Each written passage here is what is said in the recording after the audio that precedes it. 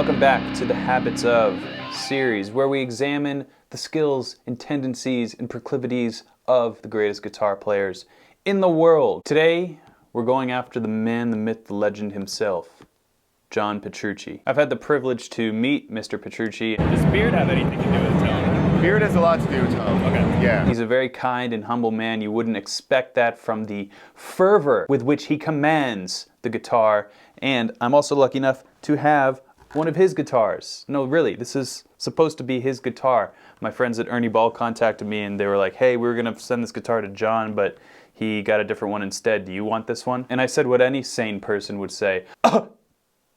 Yeah.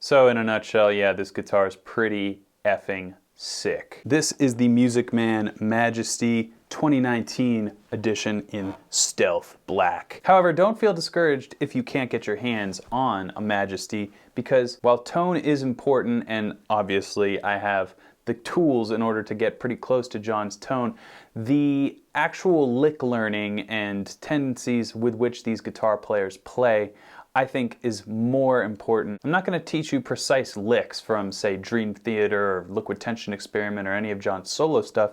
Rather, I'm going to use some of his licks and maybe try and compose some of my own in his style based on the mindset that I think he has, using the licks as a sort of roadmap to achieve those things. So that way you can actually apply what's great about John Petrucci's guitar playing to your own guitar playing in order to achieve your own voice on the guitar while still being able to have some of your influences hanging out right there on your sleeve. So with that said, let's start with John's riff writing, because there are a few different things to examine when it comes to his rhythm guitar playing and his overall approach to composing music. So I'm going to attempt to play a generic riff, and then I'm going to doctor it up as I believe John would do.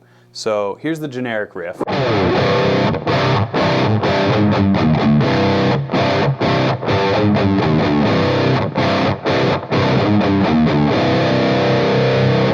Not a terrible riff, but pretty basic.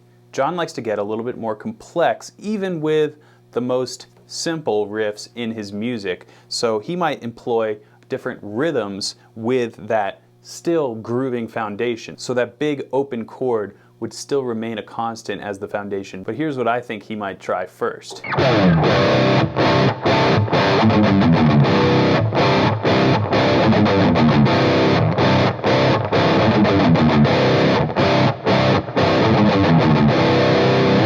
The use of triplets in John's riffs are pretty frequent, and they often act as bridges to get from one chord to the next. An alteration of those triplets are what I call hyperspeed triplets, and we'll get into this more as we approach John's lead guitar playing, but it's essentially if you turn your hand into a jackhammer.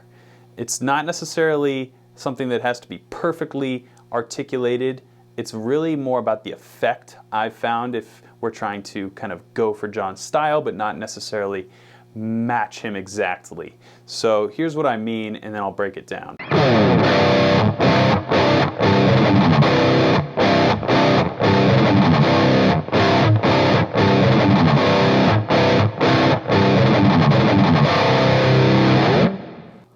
Now these are triplets, but they're 32nd note triplets at that tempo. And like I said, I'm trying to pretty much nail those and not be too sloppy with them, but at the same time, the aggression, that's really what I notice in John's playing, is it's just this maw of angry sound sometimes, and it really like makes you want to flex your muscles when you play rhythms like that. And so that's what I think John's tendencies are, is to take a fairly simple riff as far as the skeleton goes, and then just add a couple little nuances here and there. And to go further with that concept, Another thing Petrucci and the guys in Dream Theater, of course, love to do is play in odd time signatures. A couple examples you might recognize.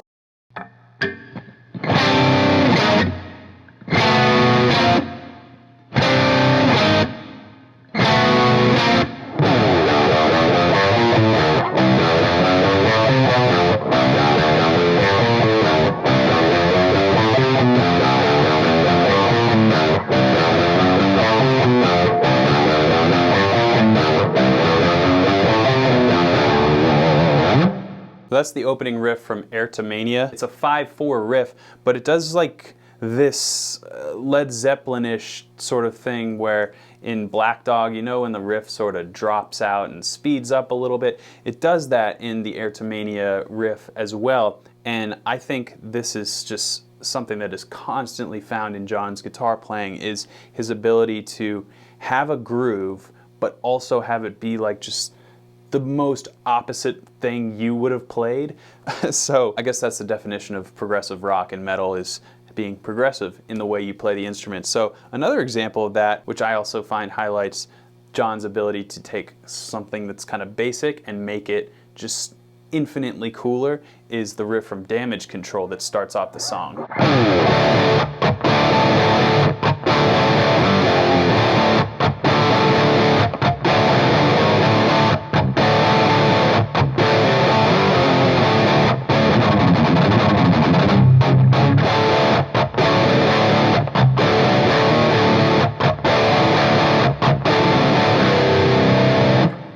So an interesting thing happening here is the riff starts in common time, 4/4, and then it adds a bar of 7/4. And then after those hyperspeed triplets, it goes from 7/4 back to 2 bars of 4/4.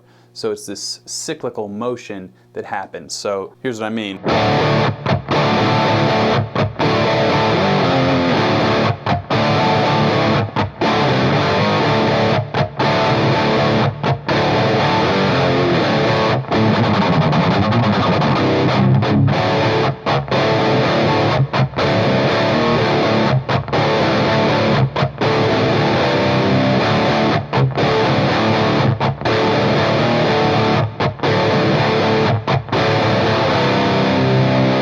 Having a palette like that to create lead stuff over is part of what makes John's lead guitar playing so special, but it's important to realize that it comes from the rhythm, because before you even get to the melodic side, your rhythm is already inherently interesting.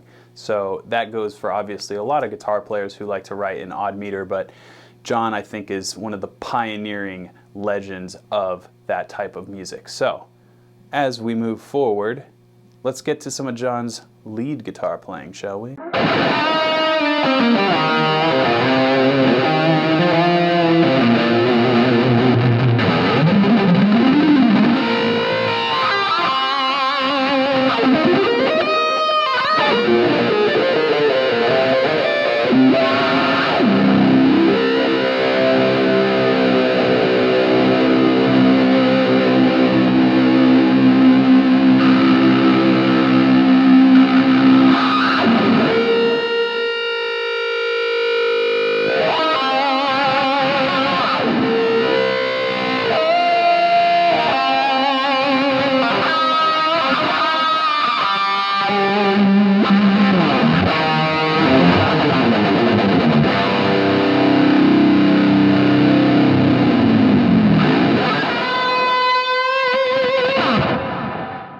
So some of those little tricks and techniques in there, I think, are staples of Petrucci's guitar playing, and I'm going to teach you a few of those now. John is really a master of all techniques, so he can really whip out anything at any time, whether it's legato or sweep picking or alternate picking. It's all there at his disposal, but there are a couple of things that I think are sort of intangibles of his guitar playing and tendencies which utilize those techniques, which will be nice little nuggets for you to take. The first one is what I alluded to earlier, which is the hyperspeed picking. So really the best way to practice alternate picking is the boring way. Put your metronome on, set it to a tempo that you can handle with whatever exercise it is you're playing, and incrementally move up by 3 to 5 BPM making sure not to cheat yourself. After a certain amount of time and dedication and hours of blood, sweat, and tears on the guitar fretboard, you will be an alternate picking master. So it's with that integrity that you have to approach this hyperspeed alternate picking. Now I'm going to show you a pattern here.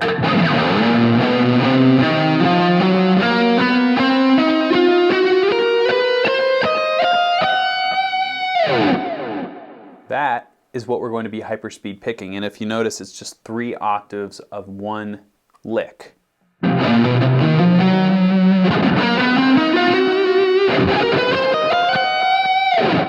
find that Petrucci's lead guitar playing is actually kind of bluesy at heart, you know, despite the extreme metal tone that you have going on.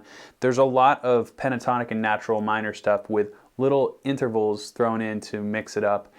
Much like his harmony playing that we'll get to. So with this lick in particular, if we wanted to break it down like a pentatonic lick,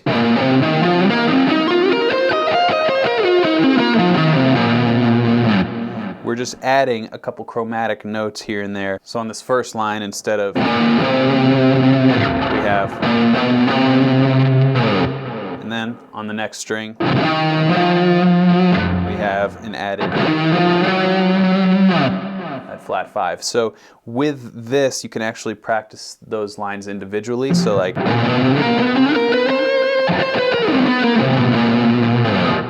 it's actually kind of challenging in itself.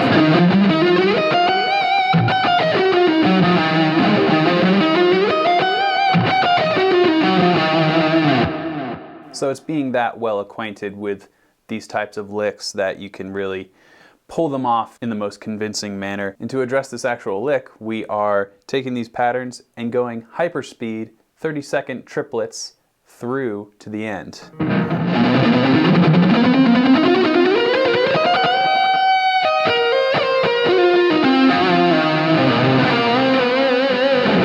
that's a somewhat clean version.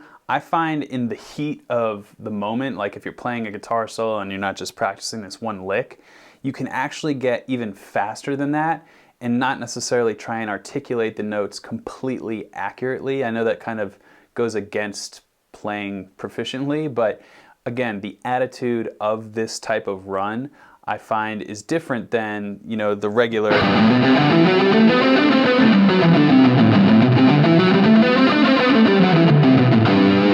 where you can hear every single note. It's not necessarily meant to have that effect.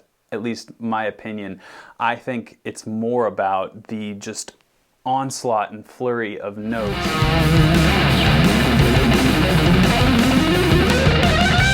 And obviously you want to end with what I alluded to there, which was an awesome bend. That's sort of my habit and tendency after a fast run. You kind of end it with an exclamation point. And that brings us to Petrucci's bending style. My bending, I emulate John Petrucci and David Gilmour, like a cosmic blend between those two. But really, I would lean more towards Petrucci as far as my influence in bending. It is wildly aggressive, yet perfectly in pitch. And it can be amplified by a wah pedal. And you can get these overtones that happen with a wah pedal that occur when you rub a string with a bend. So if I bend the 14th fret of the B string, and I barely hit the E string as the bend is happening, you'll hear the overtones. So I'll do just the B string first, and then I'll do the slight rub, and you can hear that screaming difference.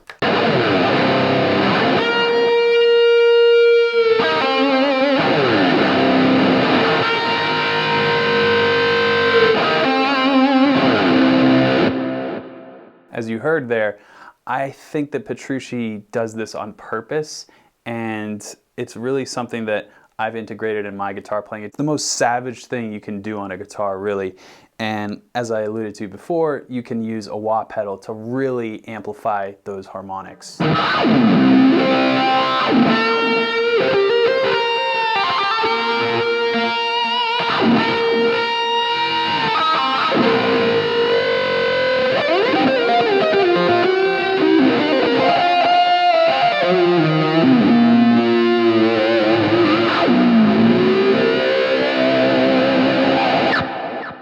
Another little bit to the Petrucci puzzle, and this can happen a lot when he's using pedal tones to sort of approach his melodies and have those epic Petrucci bends. And a pedal tone is a note that you harp on and come back to with other notes sprinkled in between, something like this.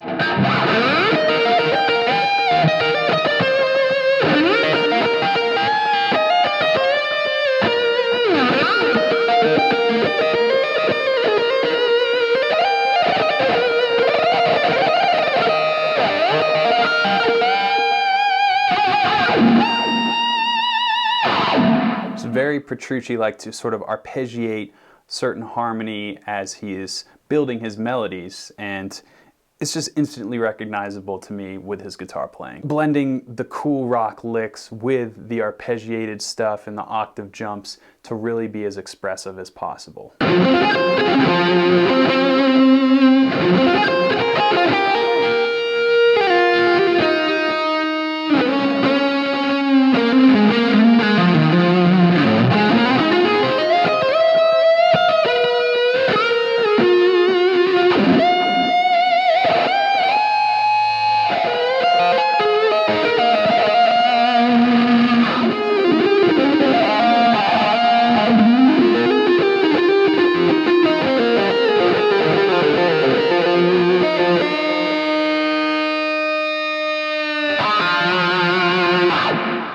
Some of the scales that he favors, along with the pentatonic and natural minor, I would say would be harmonic minor.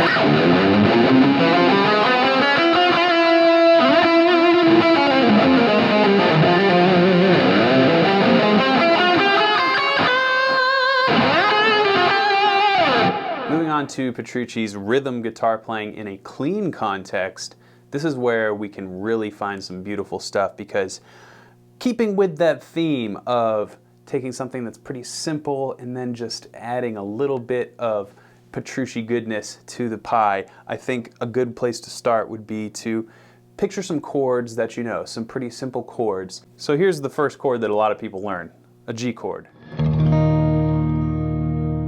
Well, John probably wouldn't play that chord. He would play something like this.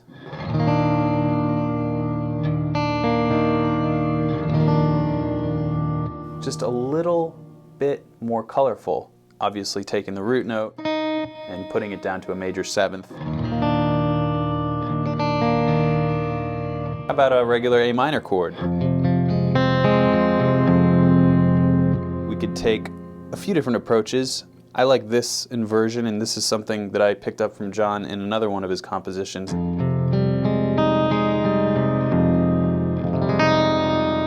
How about something on this next string set, say just a regular minor chord? Again, something that you may have noticed about some of these chords is the utilization of open strings, which is definitely a Petrucci habit. And we could have something like this, again, utilizing that added ninth.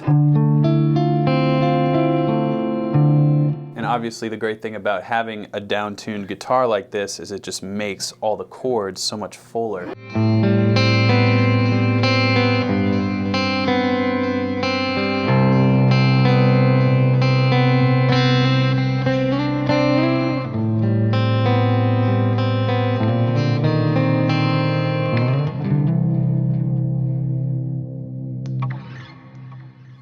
Well, there you have it, guys. The habits of John Petrucci. I hope this was a helpful lesson for you in order to get some of his awesome sounds under your fingers, but in your own way. Nobody can be John Petrucci except the guy himself, but maybe we can learn something from him, and maybe we just did. Special thanks to my friends from Ernie Ball for hooking me up with this awesome Stealth Majesty 2019. Check out the link down in the description if you're interested in seeing the specs of this bad boy. And let me know down in the comments which guitar player you'd like me to examine the habits of next. Until next time, keep shredding.